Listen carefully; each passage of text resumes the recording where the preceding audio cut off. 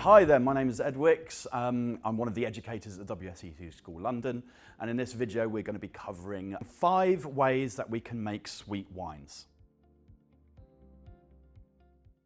The first way that we're going to be describing how we can make sweet wines is concentrating our grape sugars by harvesting our fruit extremely late.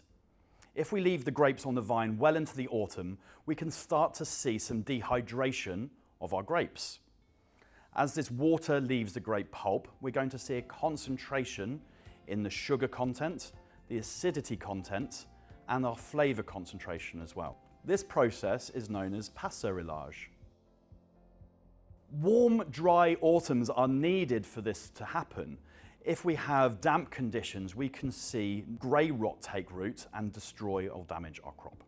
As water evaporates from the grape, the juice is going to see an increase in concentration of sugar, acidity, and flavour concentration, and we'll end up with our wines having a distinctive dried fruit characteristic.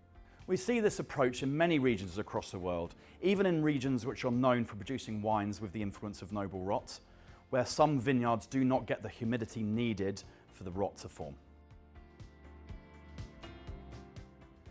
Our second way of making sweet wines is using noble rot.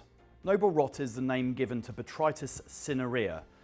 Another name that is given to Botrytis cinerea is grey rot. Noble rot is what we call it when it gives us concentration of grape sugars and is able to give us naturally sweet wines. Grey rot is the name given to Botrytis when it damages and destroys our crops. Specific conditions are needed for noble rot to form. We need healthy and ripe grapes. We also need humid mornings. This can be found in vineyards that are near to bodies of water that are able to give us mists in the autumn months. We also need to have warm, dry, sunny afternoons. The misty, humid mornings allow the rot to form on the grape skins.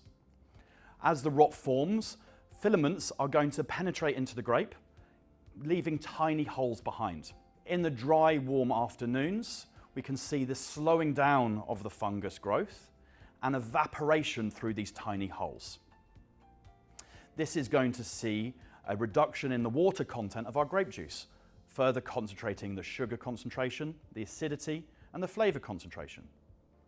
From grapes that go through noble rot, we're also going to see distinctive honey-like characteristics and dried fruit aromas. Famous examples of regions that have wines made with nobly rotted fruit would be Sauternes and Tokai. Our third way of making sweet wines is to use frozen grapes. If grapes are left on the vine well into the winter months in certain regions where the temperature drops to cool enough conditions, we can harvest fruit that is frozen on the vine. If we press these grapes whilst frozen, the majority of the water in our grape juice is going to be left behind in our press as solid ice. We will be able to extract a small quantity of very concentrated juice. This concentrated juice will have a higher concentration of sugar, acidity, and fruit characteristics. With our wines made from frozen grapes, we're going to see concentrated fruit aromas, but importantly of the varietal characteristics from our chosen grape varieties, rather than the dried fruit aromas we might expect from fruit that has gone through noble rot.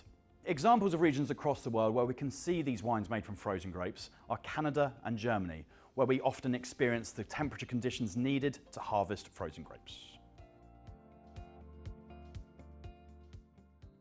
The fourth way of making a sweet wine is to stop the fermentation before the yeast have consumed all of the sugars in our grape juice.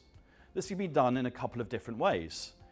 In some traditional fortified wines, we can see the fermentation being stopped by the addition of distilled alcohols. This is how we commonly create port wines. Once the fermentation reaches a certain level, alcohol will be added, raising the ABV to levels that are inhospitable to yeast, and the yeast will die. This can also be achieved by cooling down our fermentation to slow our ferment and adding SO2. The SO2 will kill the yeast and create an environment that is inhospitable to other microbes. The wine will then be sterile, filtered and bottled. The sterile filtration will ensure that all microbes and yeasts are removed from the liquid. Examples of wines that go through this process would be our white Zinfandels or many of our medium dry or medium sweet German Rieslings. Our fifth way of making a sweet wine is to add a sweetening agent. There's a couple of different approaches that we can do here. Our first is adding Süß Reserve. This is unfermented grape juice. This is often found in Germany. Our Süß Reserve will be grape juice that is filtered and hit with a large dose of SO2 to make sure it is stable against any fermentation that might happen from ambient yeasts. This will be added to a dry wine to increase the level of sweetness. This approach is commonly used in Germany for the production of medium dry or medium sweet Qualitätsweins. Another sweetening agent commonly used is rectified concentrated grape must. This is a sweet liquid that can be added to wines to increase their sweetness. This will commonly be used for inexpensive wines to add a little bit of sugar to increase the body and perception of fruity characteristics. It can also be used in the production of blended sherries to make our pale creams. Our question for this video is describe how Canadian ice wine is produced, and this is worth 4 marks. Our command verb here is describe, and this is 4 marks, so ideally we want to include 4 separate pieces of information.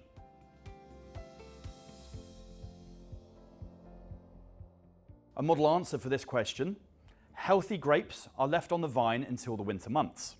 When freezing temperatures arrive, the water in the pulp turns to ice. When the grapes are picked and pressed, the ice remains in the press and the sugar content of the juice is increased. The high sugar content in this juice means that the fermentation will naturally stop with large amounts of sugar remaining in the resulting wine. Thank you very much for watching. I'll see you next time.